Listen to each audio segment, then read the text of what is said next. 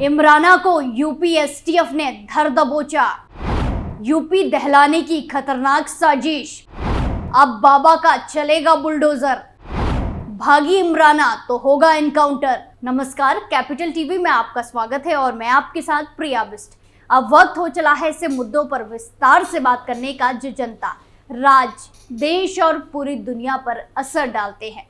बोतलों का इस्तेमाल करके टाइम बम बनाने वाले जावेद की निशानदेही पर पुलिस ने इमराना बेगम को गिरफ्तार कर लिया, जिसने पुलिस को बताया कि उसने दंगे भड़काने की साजिश क्यों रची।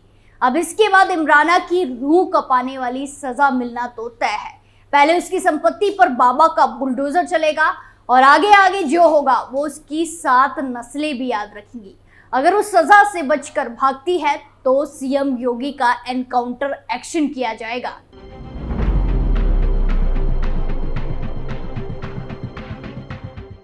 साठ साल की उम्र हो चुकी है, लेकिन सीने में बदला लेने की आग धधक रही है। वो उत्तर प्रदेश को दहलाना चाहती है और उसने खौफनाक साजिश रची और सांप्रदायिक दंगे फैलाने का प्लान बनाया।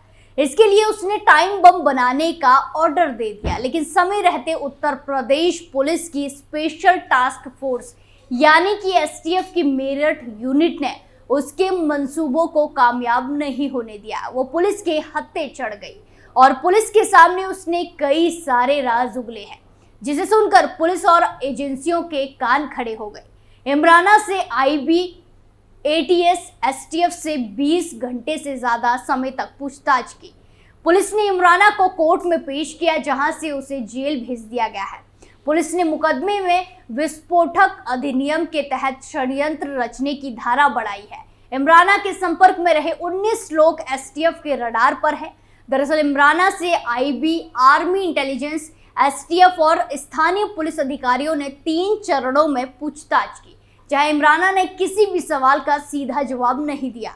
उधर इमराना के संपर्क में रहे 19 लोग एसटीएफ के रडार पर आ गए हैं। पूछताछ में उसने जावेद को पुराना परिचित बताया, लेकिन बम किसके कहने पर बनवाया गया और कहां इस्तेमाल होना था, इस पर वो पुलिस और खुफिया एजेंसियों को गुमराह करती रही।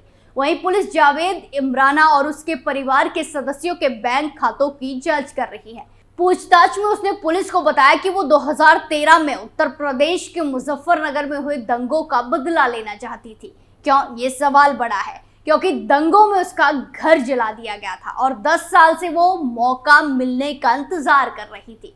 अब क्योंकि उत्तर प्रदेश में हाल ही में हल्द्वानी में दंगे हुए और माहौल खराब हो गया, इसीलिए वो फायदा उठाना चाहती थी।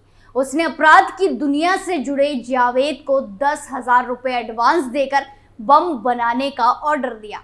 जावेद ने यूट्यूब वीडियो देखकर बम असेंबल भी कर दिया, लेकिन डिलीवरी देने के लिए आते समय वो पुलिस के हत्थे लग गया, नहीं तो बम उस तक पहुंच ही जाते। इमराना का पुलिस को चैलेंज। सीएम योगी ने किया तगड़ा इलाज। इमराना बेगम ने पुलिस को चैलेंज भी किया कि अगर जावेद पकड़ा ना जाता तो वो सांप्रदायिक दंगे फैलाने में कामयाब हो जाती और पुलिस उस तक कभी पहुंच नहीं पाती।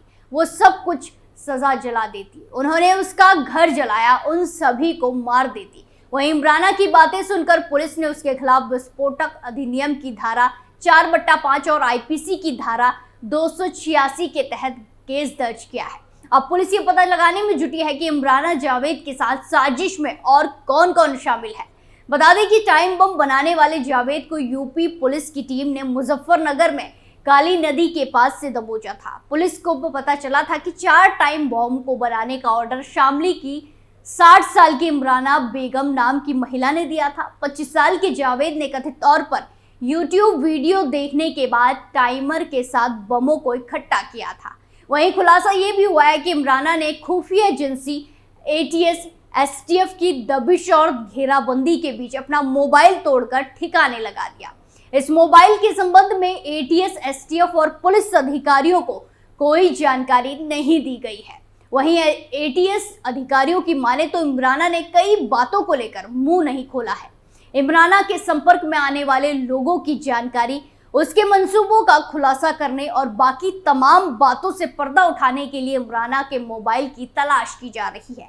इमराना से पूछताछ जारी रखने के लिए रिमांड लेने के लिए कोर्ट में कार्रवाई शुरू कर दी गई है। जावेद से एक मोबाइल बरामद किया गया था।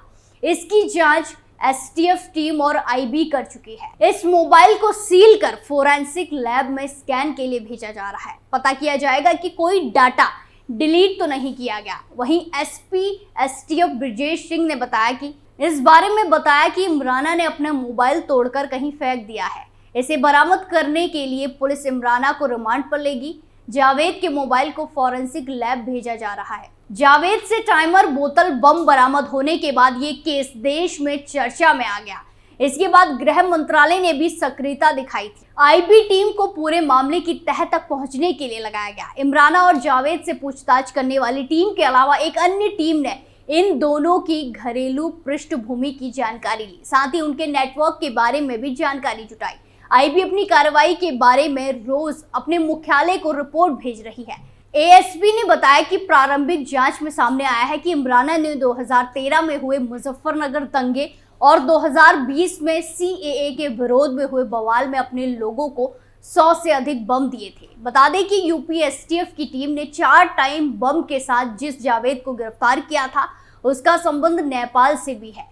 आपको ये भी बता दें कि यूपी एसटीएफ की टीम ने शातिर जावेद को यूपी के मुजफ्फरनगर जिले से गिरफ्तार किया था। पूछताछ में उसने कई खुलासे किए। ये भी पता चला कि एक महिला के कहने पर जावेद ने बोतल बम बनाए थे, जो कि एक टाइम बम थे। पुलिस और एसटीएफ की पूछताछ में जावेद ने बताया कि इमराना से उसको बोतल बम बनाने के लिए 50,000 में डील तय हुई थी। उसने 10,000 रुपए पहले ही दिए थे और बाकी 40,000 रुपए बम बनाने के बाद देने के लिए कहा था। खबरों के मुताबिक अभी जावेद ने पूछताछ के दौरान ये नहीं बताया कि इस टाइम बम का इस्तेमाल कहाँ होना था। उसने बताया कि इसके बारे में इमराना ही जानती है। वहीं यूपी एसटीएफ के मुताबिक जावेद के बयानों के बाद पुलिस ने अपने खुफिया तंत्र एक्टिव कर दिए थे और इमराना की तलाश सभी संभावित जगहों पर की जा रही थी। इसी बीच पुलिस को एक फोन कॉल आया जिसमें कहा गया कि इमराना फिलहाल अपने घर में मौजूद है, अगर थोड़ी जल्द ही जाए तो उसे गिरफ्तार किया जा सकता है। पुलिस ने आनन फानन में एक्शन लिया और इमराना के ठिकाने पर दबिश दी। पुलिस ने 17 फरवरी को फिर इमराना को आखिरकार पकड़ लिया। इमराना पर आरोप है कि वो पहले भी अपराध में लिप्त रही है। जावेद से कैसे मिली इमराना? यूपी में दहशत की साजिश। इमराना गांव निर्माना थाना शहपुर जनपद मुजफ्फरनगर की रहने वाली है। वो शामली के प्रेमपुरी इलाके में साल 2000 से रह रही है। परिवार कोई बहुत रईस नहीं है, इनकम ठीक ठाक है। करीब 30 साल पहले उसकी शादी आजाद पुत्र इजराइल निवासी बंथी खेड़ा थाना बावरी जनपद शामली से हुई थी। उसके 3 बच्चे हैं। उसके एक बेटे की मौत हो चुकी है। इमराना काली नदी के पास कमरा लेकर रहती है। जावेद के पिता हकीम थे जिसे इमराना दवा लिया करती थी। इसी दौरान उसकी जावेद से मुलाकात थी। जरीफ के घर इमरान दवा लेने आती जाती रहती थी, जिसकी वजह से जावेद से भी उसकी मुलाकात होती थी। इमराना ने आगे बताया कि 10 से 12 साल पहले जावेद से 2 बम लिए थे। उसे अपने घर में रखे थे। कुछ दिन बाद एक बम की बत्ती निकल गई थी। कोई बड़ी घटना ना हो जाए इस डर से उसे काली नदी में फेंक दिया था। उधर बम बनवाने के मामले में इमराना का नाम जुड़ने से ग्रामीण हैरान है। उनका कहना है कि इमराना का स्वभाव बहुत अच्छा है। वो गांव में एक सप्ताह में 2 बार आती है। वो तंत्र मंत्र के सहारे लोगों की समस्याओं को सुलझाने का दावा भी करती है। वो समाज सेविका भी है, गरीबों की मदद करती है। जब से उन लोगों ने इमराना के बारे में सुना है, उन्हें इस बात पर बिल्कुल भी यकीन नहीं हो रहा है। स्पेशल स्टोरी में फिलहाल के लिए इतना ही। फिर पेश होंगे नए मुद्दे के साथ। बाकी तमाम खबरों के लिए देखते रहिए कैपिटल टीवी उत्तर प्रदेश। नमस्कार।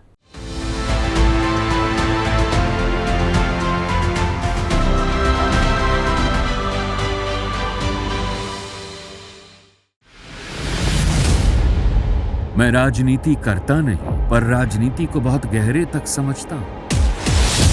मैं लोगों के बीच रहता हूं, लोगों के मन को अच्छे से जानता हूं।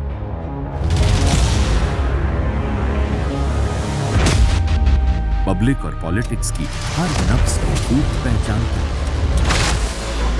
संघर्ष की सियासत से सत्ता के सिंहासन तक मैं हर खबर से खरा सच निकालता हूं।